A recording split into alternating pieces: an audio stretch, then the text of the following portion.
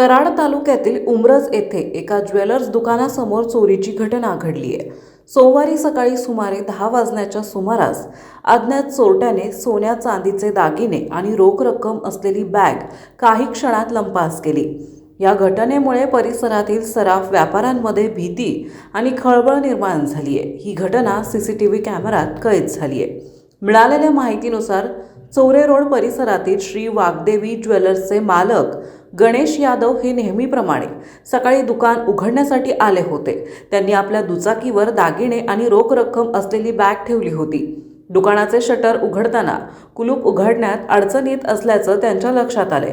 कुलूपमध्ये अज्ञात व्यक्तीने आधीच मेण भरून ठेवले होते, त्यामुळे कुलूप उघडण्यासाठी त्यांना काही वेळ लागला। याच संधीचा फायदा घेत दबा धरून बसलेल्या चोरट्याने दुचाकीवरील बॅग उचलली आणि दुचाकीवरून वेगाने पळ काढला। गणेश यादव यांनी आरडाओरडा करून चोरट्याचा पाठलाग करण्याचा प्रयत्न केला, मात्र चोरटा काही क्षणातच नजरेआड झाला।